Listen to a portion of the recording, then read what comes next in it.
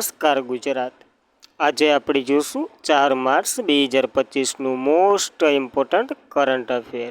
તે પહેલાં ખાસ કરીને ચેનલ ઉપર નવા હોય તો ચેનલને સબસ્ક્રાઈબ કરી લેવી, વિડીયો પસંદ આવે તો લાઈક કરવો અને તમારા મિત્રો સુધી શેર પણ કરી દેવો।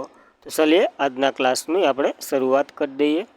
તો તાજેતરમાં ચર્ચામાં રહેલ પ્રોજેક્ટ લાયન ક્યારે? પ્રોજેક્ટ લાયન જે પીએમ મોદીએ ગુજરાતના રાષ્ટ્રીય વન્યજીવ આરોગ્ય કેન્દ્રની જાહેરાત કરી અને આ આરોગ્ય કેન્દ્ર જૂનાગઢમાં સ્થાપવામાં આવશે। જે પ્રોજેક્ટ લાયનના ભાગરૂપે ગુજરાતમાં જૂનાગઢ જિલ્લામાં નેશનલ રેફર સેન્ટર ફોર વાઇલ્ડલાઇફની સ્થાપના કરવામાં આવશે। સત્તાવાર સૂત્રોએ જણાવ્યું કે આ પ્રોજેક્ટ કેન્દ્ર સરકાર તરફથી 2927.71 કરોડનું બજેટ રજૂ કરે છે। તો ગીર સોમનાથવાળા અને જૂનાગઢવાળા માટે સૌભાગ્યની વાત। અને ગુજરાત વન વિભાગે નવા જે પીપળિયામાં આ સુવિધા ફાળે મેળવ્યો છે, જે 20.24 હેક્ટર જમીન પર બાઉન્ડ્રી વોલનું બાંધકામ કરવામાં આવશે આના અંતર્ગત। તો ખાસ કરીને પ્રોજેક્ટ લાયન અંતર્ગત થઈ રહ્યું છે આ બધી। પ્રોજેક્ટ લાયનની વાત કરીએ તો 15 ઓગસ્ટ 2020ના રોજ વડાપ્રધાન નરેન્દ્ર મોદીએ શરૂ કર્યું હતું અને એ ટેકનોલોજી આધારિત સંરક્ષણ, માનવ સિંહ અને જે સંઘર્ષ ઘટાડવાના સમુદાયને પ્રાથમિકતા આપે છે। તો આ પ્રોજેક્ટ લાયન વિશે પણ માહિતી યાદ રાખવી। આના જ અંતર્ગત સ્થાપવામાં આવશે એક આરોગ્ય કેન્દ્ર સિંહો અને બીજા વન્યજીવ પ્રાણીઓ માટે પણ। ત્યારબાદ કયા શહેરમાં જાહેર આરોગ્ય સંભાળ પર 9મા રાષ્ટ્રીય સમિટનું ઉદ્ઘાટન જેપી નડ્ડા દ્વારા કરવામાં આવ્યું? તો પુરી ખાતે કરવામાં આવ્યું છે આનું ઉદ્ઘાટન। તો પુરી ખાતે જાહેર આરોગ્ય સંભાળ પર 9મા રાષ્ટ્રીય સમિટનું ઉદ્ઘાટન જેપી નડ્ડાએ કર્યું, જે કેન્દ્રીય આરોગ્ય અને પરિવાર કલ્યાણ મંત્રી આપણા જગત પ્રકાશ નડ્ડાએ 28 ફેબ્રુઆરી 2025ના રોજ ઓડિશાના જે પુરીમાં જાહેર આરોગ્ય સંભાળની જે પ્રમાણિકતા સારી અને પ્રકૃતિ જે પ્રજાઓની નવીનતા પર 9મી રાષ્ટ્રીય સમિટનું ઉદ્ઘાટન કર્યું।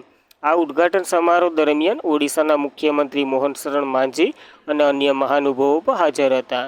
આપણે તો 9મા રાષ્ટ્રીય સમિટનું ઉદ્ઘાટન પુરી ઓડિશા ખાતે થયું છે એટલું યાદ રાખવું। ત્યારબાદ આગળ વધીએ તો આ સમિટમાં જ રાષ્ટ્રીય જે સમિટનું આયોજન તો કે પ્રથમ રાષ્ટ્રીય સમિટ 2013માં યોજાઈ હતી, જમ્મુ કાશ્મીરના શ્રીનગરમાં યોજાઈ હતી। 2019ની છઠ્ઠી આપણા ગુજરાતમાં યોજાઈ, હાલ 9મી પુરી ઓડિશા ખાતે 2025માં યોજાઈ ગઈ છે, તો યાદ રાખવી। જ્યારે જેપી નડ્ડાએ એમ પણ જણાવ્યું કે ભારત આ વર્ષના અંત સુધીમાં દેશભરમાંથી ક્ષય એટલે કે ટીબી નાબૂદ કરવાનું છે।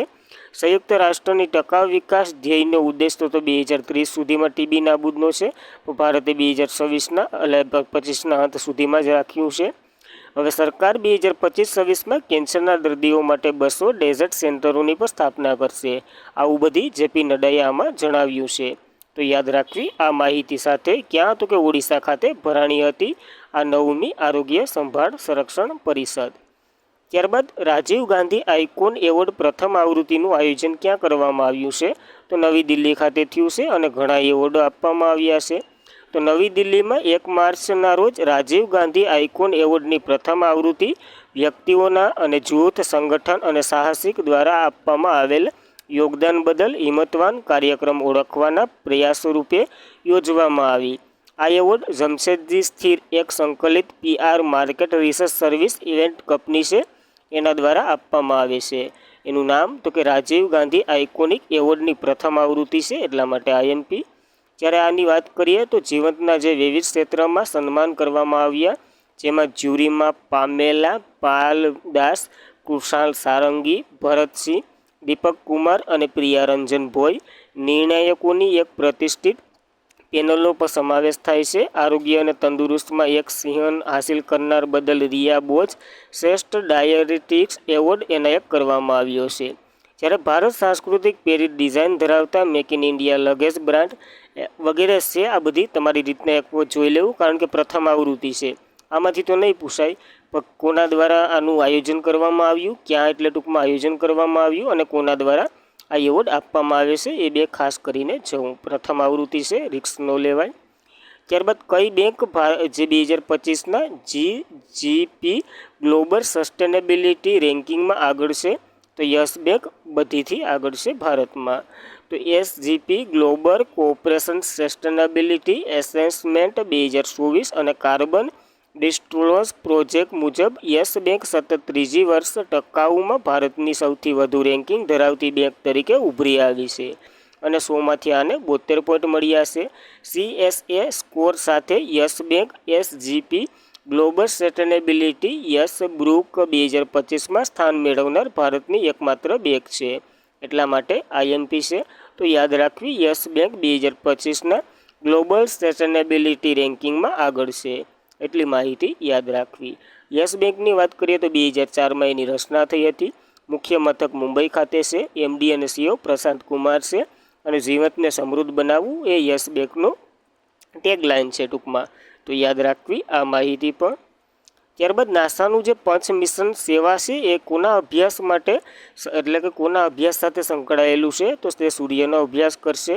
આપણે કાલે એક મિશન ભણ્યું હતું, એ પણ નાસાનું જ હતું. એ ચંદ્રના અભ્યાસ માટે મોકલ્યું હતું, ત્યાં પાણી છે કે નહીં એ જોવા માટે. આ સૂર્યનું પર જોઈ લઈએ. તો નાસાનું પંચ મિશન, પંચનું ફૂલ ફોર્મ તો કે polarimeter to unit the core and heliosphere છે. આ મિશન એક ક્રાંતિકારી અવકાશ મિશન છે જે સૂર્યના બાહ્ય વાતાવરણ જેમ કે કોરોના તરીકે ઓળખવામાં આવે અને સૌર પવન તેના વિસ્તરણનો અભ્યાસ કરવામાં રચાયેલ છે. 2025માં લોન્ચ કરવામાં સુનિશ્ચિત થયેલ છે. પંચમાં 4 નાના નાના ઉપગ્રહ કાફલો મૂકવામાં આવશે જે સૂર્યની આંતરિક અવકાશમાં વહેતા સૂર્યનો પવન અભૂતપૂર્વ સતત મનોહર દ્રશ્ય પ્રદાન કરશે. આપણે ટૂંકમાં ત્યાંથી ફોટા પાડી અને આ નાસાને મોકલશે. યાદ રાખવું.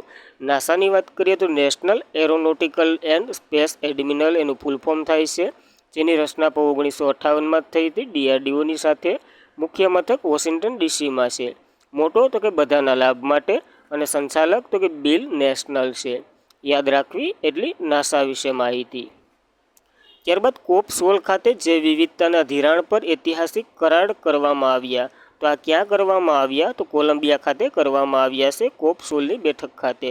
તો રોમમાં 16માં conference of the party COP16 એકત્રિત થયેલ વિશ્વના નેતાઓ વૈશ્વિક જૈવ વિવિધતા સંરક્ષણની પ્રગતિ કરે છે, જે 2024માં કોલંબિયાના કાલીમાં થોભાવ્યા બાદ આ પરિષદ 25 ફેબ્રુઆરી 2025ના રોજ ફરીથી શરૂ થઈ અને ક્રુનમિન મોનિયર ગ્લોબલ બાયોડાયવર્સિટી ફ્રેમવર્ક જે ટેકો આપશે અને લાંબા ગાળાની નાણાકીય પદ્ધતિને સ્થાપિત કરવાનો એક ઐતિહાસિક કરાર કરવામાં આવ્યા છે. આના અંતર્ગત આનો ઉદ્દેશ્ય તો કે લાંબા ગાળાના નાણાકીય મેકેનિઝમ સ્થાપિત કરવું જે જૈવ વિવિધતા નાણાકીય અંતરને દૂર કરશે. આમાં તો કે હાલનો ભંડોળ સ્ત્રોત વધારી અને ખાનગી ક્ષેત્રમાં યોગદાન કરવામાં આવશે, જે મિશ્રિત નાણાકીય જૈવ નવા રસ્તાઓ શોધવામાં આવશે. સરકાર 2030 સુધી વાર્ષિક 200 બિલિયન એકત્રિત કરવાનો ઓલો ધરાવે છે અને જેમાં 2025 સુધીમાં 20 બિલિયનનો વચગાળાનો ધ્યેય છે. તો આવા ધ્યેયો બહાર પાડ્યા છે COP16ની ઐતિહાસિક કરારમાં. તો યાદ રાખવી. કોલંબિયા ખાતે યોજાઈ હતી. ત્યારબાદ IATF 16,949 પ્રમાણપત્ર મેળવનાર પ્રથમ ભારતીય કંપની કઈ બની છે? તો ઇનોક્સ ઇન્ડિયા બની છે પ્રથમ ભારતીય કંપની. તો વિશ્વની અગ્રણીય ક્યોજેનિક ટેકનોલોજી સોલ્યુશન પ્રદાતકર્તાઓની એક આઇકોન્સ ઇન્ડિયા લિમિટેડ એક ક્યોજેનિક ફ્યુલ ટાંકી ઉત્પાદન માટે પ્રતિબદ્ધ, જે આ એવોર્ડ પ્રમાણપત્ર પ્રાપ્ત કર્યું છે, જે ભારતની પ્રથમ ક્યોજેનિક ઉપકરણ ઉત્પાદન બની એક ઐતિહાસિક સીમાચિહ્ન હાંસલ કર્યું. બ્યુરો વેરેન્ટિયાસ સર્ટિફિકેટ દ્વારા જારી કરવામાં આવેલા પ્રમાણપત્ર વ્યુમ ઇન્સ્યુલેશન ક્રાયોજેનિક ફ્યુઅલ ટાંકીની ડિઝાઇન અને ઉત્પાદનને આવરી લે છે. ટૂંકમાં અહીંયા એક એવી ટાંકી બનાવી જે CNGની, એના માટે એને આ પ્રમાણપત્ર મળ્યું છે. યાદ રાખવું. ત્યારબાદ કયા સ્થળે ટાંકાવાળા લાકડાઓના જહાજનું લોન્ચિંગ કરવામાં આવ્યું, જે પ્રાચીન દરિયાઈ વારસાનું પુનરુત્થાન કરે છે? ટૂંકમાં એમાં પ્લાસ્ટિકનો નહીં પણ સ્ટીલ કે લોખંડ કે એના કહેવાયનો ઉપયોગ કર્યા વિના એક જહાજ બનાવવામાં આવ્યું અને એને તો કે ગોવા ખાતે લોન્ચિંગ કરવામાં આવ્યું છે. તો પરંપરાની તકનીકો અને નાળિયેરના કાતરાની સિલાઈનો ઉપયોગ કરી બનાવવામાં આવેલ 5મી સદીનું લાકડાનું જહાજ ગોવાના જે મંડોવી નદીમાં છોડવામાં આવ્યું. અજંતાની ગુફામાં બનાવેલ ચિત્ર આધારે બનાવેલ આ જહાજ ભારતની પ્રાચીન દરિયાની પરંપરાગતને પુનઃઉત્સાહની પહેલ એક ભાગરૂપ છે. ઓડી ઇનોવેશન દ્વારા બનાવવામાં આવેલ આ જહાજ મસ્કટ અને ઇન્ડોનેશિયાના ઐતિહાસિક યાત્રા પર નીકળશે. તો યાદ રાખવું, ગોવાએ જે આપણે શું કહેવાય ઇતિહાસને ઉજાગર કર્યો આવું જહાજ બનાવી અને ગોવાની વાત કરીએ તો કેપિટલ પણજી, અને પણજી માંડોવી નદી કિનારે છે. સીએમ તો કે પ્રમોદ સાવંત. જ્યારે રાજ્યપાલ તો કે PS શ્રીધરન પિલ્લે છે. તો યાદ રાખવું એટલું ગોવા વિશેની માહિતી. ત્યારબાદ સર્વાનંદ સોનોવાલે બંદરના જે વિસ્તરણ અને સપ્લાય ચેઇન વેગ આપવા માટે નવું કોન્સોર્ટિયમ શરૂ કર્યું. એ ક્યાં કર્યું? તો આ મુંબઈ ખાતે અહીંયા લોન્ચ કર્યા છે. એક એપે લોન્ચ કરી અને એક પ્રોગ્રામે શરૂ કર્યો. તો બધી જોઈએ તો કેન્દ્રીય મંત્રી સર્વાનંદ સોનોવાલે ભારતની દરિયાને વ્યાપને વિસ્તૃત કરવા માટે India portal globes Sagarmala development કંપનીની અને India portal rail and ropeway complex કોર્ટોઇલનું પ્રારંભ કર્યું. ટૂંકમાં તેમની કામગીરીની પ્રમાણપત્ર કરવા, કાર્યક્ષમતાને વધારવા અને વૈશ્વિક વેપારને પ્રોત્સાહન આપવા માટે one nation one ports project launching કર્યું. આના જ માટે એક પ્લેટફોર્મ મૈત્રી એપ પર લોન્ચ કરવામાં આવ્યું. તો આ બંને વિશે થોડી માહિતી લઈ લઈએ. તો નેશન વન પોર્ટ પહેલનો ઉદ્દેશ્ય છે કે દેશના તમામ બંદરો એક સમાન રીતે ચાલવામાં આવે અને ધોરણે બધા જ સમાન હોવા જોઈએ. મૈત્રી એપની વાત કરીએ તો ઉદ્દેશ્ય તો કે આંતરરાષ્ટ્રીય વેપાર પ્રક્રિયાને સરળ બનાવવાનું છે અને અમલદારશાહીમાં વિલંબ ઘટાડવો, એટલે કે અમલશાહીદાર ઘટાડવી, જેમ કરીને આંતરરાષ્ટ્રીય વેપારને સરળ બનાવવાનું છે. તો યાદ રાખવું, સર્વાનંદ સોનોવાલે આ એક પ્રોજેક્ટ એટલે કે એક પહેલ અને એક એપ લોન્ચ કર્યું. ક્યાં? તો કે મુંબઈ ખાતે લોન્ચ કરવામાં આવ્યું છે. એના આપણા શિપ મંત્રી જે કયા જહાજને વગરના મંત્રી પર સર્વાનંદ સોનોવાલ જ છે. કે ત્યારબાદ તો કે કયા શહેરમાં ત્રિસેવા વિશેષ દળોનો અભ્યાસ ડેઝર્ટ હન્ટ 2025 યોજાયો? તો આ જોધપુર રાજસ્થાન ખાતે યોજાયો છે. તો ભારતીય વાયુસેનાએ 24 થી 28 ફેબ્રુઆરી દરમિયાન જોધપુર એરફોર્સ સેન્ટર ખાતે tri service special force drill exercise desert hunt 2025નું સફળતાપૂર્વક યોજી. આ ઉચ્ચ તીવ્રતા કવાયત ભારતીય સેવા એટલે કે સેનાના પેરા જે સ્પેશિયલ ફોર્સ, ભારતીય નૌકાદળ મરીન કમાન્ડ અને ભારતીય વાયુસેનાના ગરુડ સ્પેશિયલ ફોર્સ સહિત સુનંદા એકમોની રિસેન્ટ લડાઈ વાતાવરણ કાર્ય વગેરેએ આમાં ટૂંકમાં ભાગ લીધો હતો. તો આપણી ત્રિસેવાએ ભાગ લીધો અને આ ડેઝર્ટ હન્ટ 2025 યોજી છે. ખાલી એટલું જ યાદ રાખવાનું છે અને આજના માટે એટલું જ હતું. ખાસ કરીને મિત્રો, ચેનલ પર પ્રથમ વખત હોય તો સબસ્ક્રાઈબ કરી લેવી, વિડીયો પસંદ આવે લાઇક કરવો અને તમારા મિત્રોને શેર પર કરી દેવો. Thank you for watching this video. જય હિન્દ, જય ભારત.